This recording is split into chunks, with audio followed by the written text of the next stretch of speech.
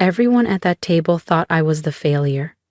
Until the butler walked in, looked straight at me and said, "Welcome back, Miss Moreno. The boardroom is ready."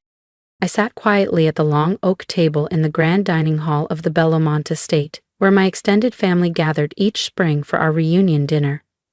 The flickering candlelight bounced off the antique silverware, but all the warmth in the room seemed to orbit around my older brother Marcus.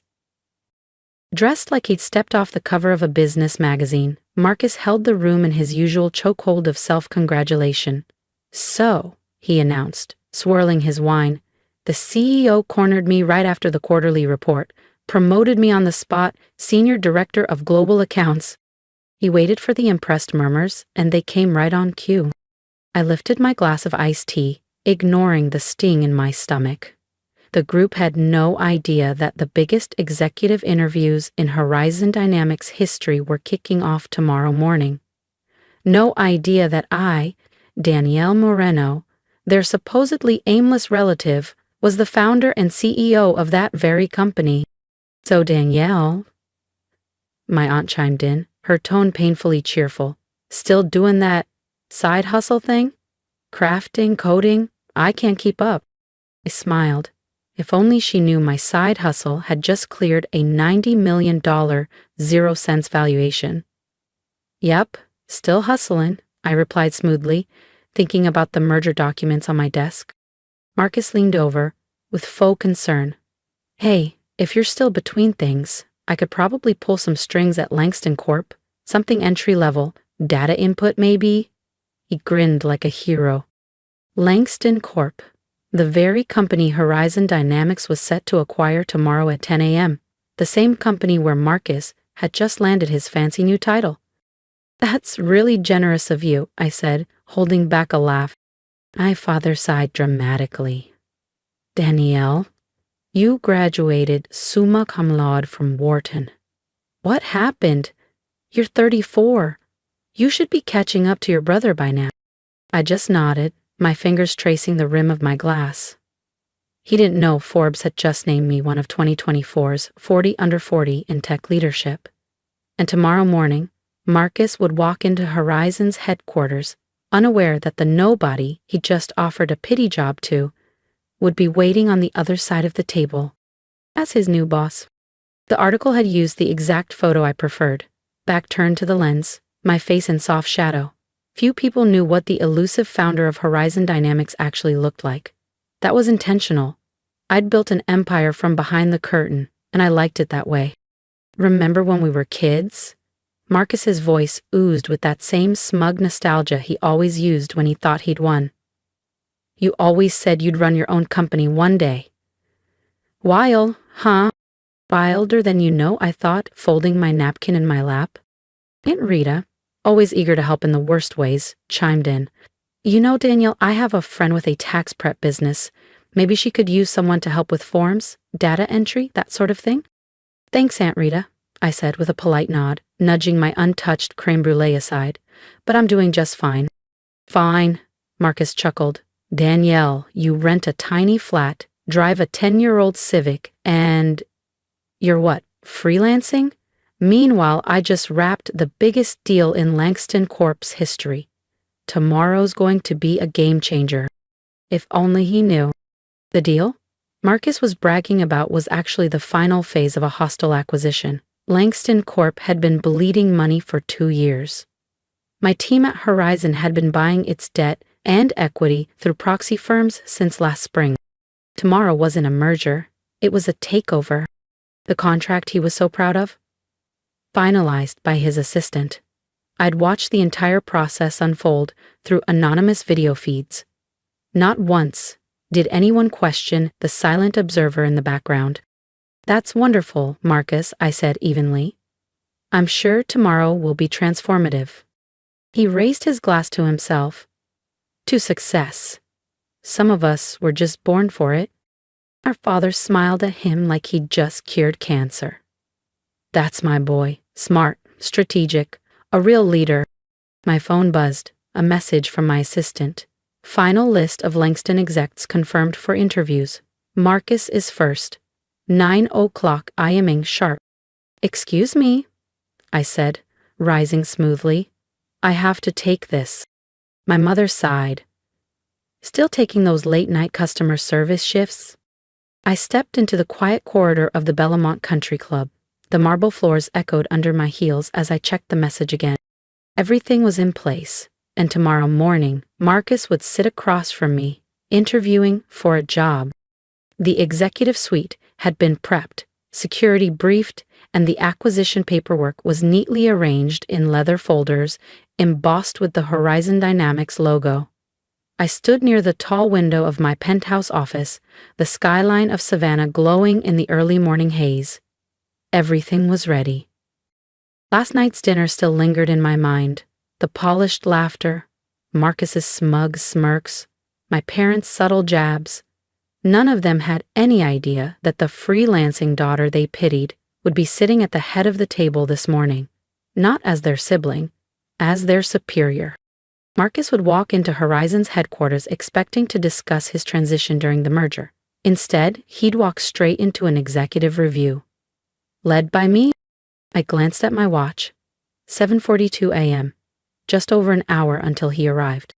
Back at the Belmont dining room, Marcus had still been playing the hero. "Success is about taking charge," he said as I returned to the table, his voice slicing through the air like a toast. "Some people just don't have the guts for it." "You're absolutely right," I'd replied with a faint smile. "Tomorrow's going to be enlightening." He smirked. "Ah, finally considering that assistant role I mentioned." "Something like that," I said, raising my water glass. "To new beginnings." Driving home later, I'd let the laughter fade behind me, replaced by calm determination. My so-called tiny apartment was actually the penthouse suite of the Orion Residences, Savannah's most exclusive high-rise. The vintage Porsche I parked in the underground garage, paid in full the same week I secured the final stake in Langston Corp. As I reviewed the documents one last time that night, the irony nearly made me laugh. I had built Horizon Dynamics from a borrowed laptop and a rented co-working desk. Now it spanned multiple continents, and today, it would absorb the very company that made my brother feel powerful. The next morning, I stepped into my private elevator, the gold key card clicking smoothly into place. The numbers lit up, 30, 31, 32. Top floor, executive boardroom. I adjusted my blazer in the mirrored walls. Today wasn't about revenge. It was about recognition. And the moment Marcus sat across from me, resume in hand, I'd give him exactly what he thought I lacked: power, control, and clarity. Only this time I'd be the one making the offer, if I decided he was worth keeping. I stood in the corner office of Horizon Dynamics headquarters, watching the Savannah skyline bathe in golden morning light. The glass walls reflected someone far removed from the so-called failure my family thought they knew. A woman in a precisely cut steel and Marlowe suit. A woman in control. "Good morning, Ms. Moreno," my assistant Casey said as I stepped out of the elevator. "The Langston Corp executives are waiting in the main conference room. Your brother arrived 15 minutes early." Of course he did. Marcus always had to be first, always had to dominate the room before anyone else arrived. "How many times has he mentioned his new title?" I asked. AC tapped her tablet, barely suppressing a smile. 8 times. Also referenced the Langston-Anderson partnership 4 separate times. I smoothed my blazer, glancing once at my reflection in the brushed steel wall. "And security?" "In place, phones and devices collected, no leaks." "Good," I said, inhaling deeply. "Let's not keep them waiting." The Horizon boardroom wasn't just designed for meetings, it was built for moments like this. Floor-to-ceiling windows framed the skyline. Every chair was positioned with intention, the kind of space that made you feel either very big or very small. As we approached, Marcus's voice drifted into the hallway.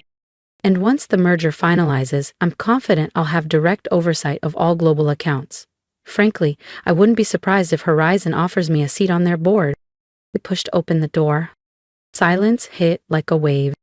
Marcus, halfway through what had to be another one of his humble brags, turned toward the entrance. His confident expression faltered as confusion swept over him. "Danielle?" He blinked. What are you doing here? I stepped forward without missing a beat, placed my briefcase at the head of the table, and met every eye in the room. Good morning, everyone. Apologies for the delay. Casey began handing out the acquisition packets. There must be a mistake, Marcus said sharply. This is a confidential strategy session. We're here to meet with Horizon's CEO about the merger. I calmly opened my folder. Correct. I'm Danielle Moreno, founder and CEO of Horizon Dynamics. I let the silence hang for a beat. Now, Marcus. About that merger. If you've enjoyed watching the quiet rise before the reveal, don't forget to subscribe, because the real power play is just beginning. The silence that followed was complete. Marcus had gone ghost pale, his designer suit suddenly looking more like armor cracked in battle. Around the table, the Langston Corp executives flipped through their folders in stunned disbelief. Just yesterday, they'd dismissed me as some underqualified consultant. Now realization was dawning fast. And painfully. This is a joke, Marcus finally said, voice tight. You're just a freelancer. There, its freelancer title, I replied calmly, was a cover, like the penthouse I live in, which happens to sit atop the Archer building. A building owned by Horizon Dynamics. He stared at me as if I'd just rewritten his entire identity. In a way, I had. Success, I continued, stepping toward the monitor, doesn't always need to be shouted at every holiday dinner. Sometimes, it speaks for itself. Click. The screen lit up with a timeline, 12 months of strategic acquisitions, dummy corporations, and quietly purchased equity. This isn't a merger, it's an acquisition. Horizon now owns 51% of Langston Corp, all through subsidiary buys completed over the past year. Marcus's expression twisted. Shock gave way to rage. You let me brag last night, while you were planning this behind my back, while I watched you take credit for your assistant's work, while you built your title off your team's labor and charity golf invites, I said, never raising my voice. Several executives exchanged looks. They'd suspected, some had even tried to speak up, but no one challenged Marcus. Until now. As of 9:00 a.m. today, Langston is officially a Horizon subsidiary. Effective immediately, the executive structure will be reviewed. Marcus shot to his feet, knocking his chair back. You can't do this. I'm senior director. Your position is being eliminated, I interrupted, along with a handful of roles we've identified as non-contributive. However, I turned to the rest of the room. Most operational staff will remain. Horizon rewards results, not resume inflation. What followed was a blur of legal signatures and stunned silence. One by one, the executives left the room, until only Marcus remained. He stood by the window, the city sprawling below him, his shoulders slumped. Why? He whispered. Why didn't you tell me? I gathered my papers with quiet precision. Would you have believed me? He turned, eyes red, voice breaking. Every holiday. Every reunion, every time you said you were doing fine, you were building all this? I looked him dead in the eye. Yes. While you were too busy performing success, I was busy earning it.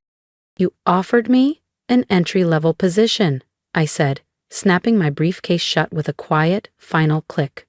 As if you were doing me a favor. I looked Marcus dead in the eye. Consider this a lesson in humility. Success isn't about who brags the loudest at a family gathering. He opened his mouth to respond, but before a word escaped, my phone buzzed. I didn't have to check to know who it was. Mom and Dad lit up the screen like clockwork. His phone had probably started lighting up too, now that security had returned everyone's devices. I answered on speaker. Hello? Danielle? Mom's voice cracked, high and shrill. Tell me this isn't true. Tell me you haven't been lying to us all these years. I never lied, I said calmly, adjusting my blazer. You just never asked the right questions. You were too busy applauding Marcus to notice what I was building. But we tried to help, she insisted. We offered to help you find a real job. I was busy building $1 billion company, I said simply. I allowed myself a rare smile. Though I'll admit, watching Marcus offer me an entry-level role at a company I was about to acquire, that was pretty entertaining. There was a long silence. Then finally, my father's voice broke through. Lower, slower. Why didn't you ever tell us? I looked over at Marcus, still frozen near the window like a man trying to process the end of a dream. Then back at the phone. Because I wanted this on my own terms, I said. Not for your approval, not to prove a point, just for me. I ended the call. As I reached the door, I turned one last time. Oh, and Marcus, about that job offer last night? You might want to dust off your resume. Feel free to apply through HR. The Knox family reunion? Different. Gone were the jabs about my freelance phase. Instead, second cousins who once avoided me now leaned in when I spoke. People who used to mock me now asked for startup advice. Marcus wasn't there. Word was he'd taken a mid-level job at a regional firm, quietly, humbly. A lesson learned. My parents? They still struggled to reconcile the image of the daughter they overlooked with the CEO everyone suddenly admired. Sometimes they spoke with pride, other times with visible discomfort, especially when asked why they'd never mentioned their daughter ran Horizon Dynamics. As for me, I'd moved into a bigger office, one with my name etched on the building's glass, and on nights I worked late, I could still see my old apartment, tiny, quiet, hidden among the rooftops. A reminder. Success isn't always loud or visible. Sometimes the most powerful person in the room is the one no one noticed until it was too late. And the biggest change wasn't in how they saw me. It was how I saw myself. Because the best revenge isn't revenge at all. It's becoming everything they said you never would be and not needing their applause to know it. Thank you for listening to a story that, for years, I never thought would be heard. I'd love to know your thoughts. Drop a comment below. Tell me, have you ever been underestimated, brushed aside, made to feel like your dreams were just too big, too strange, or too far from what others expected of you? I promise, I read every word. Because no matter how far we rise, connection still matters. And if there's one piece of advice I could give you, it's this. You don't owe anyone your story until you're ready to tell it. You don't need to explain your grind to people who only notice noise, not substance. Build in silence, grow in your own time, and when the moment comes to step into the light, you won't need to shout. Your results will speak loud enough. If Danielle's story reminded you of your own strength, I hope you'll subscribe, because I've got more stories to tell, and maybe one of them will help you reclaim your power too. And remember, just because they can't see your worth yet, doesn't mean you're not already becoming something extraordinary.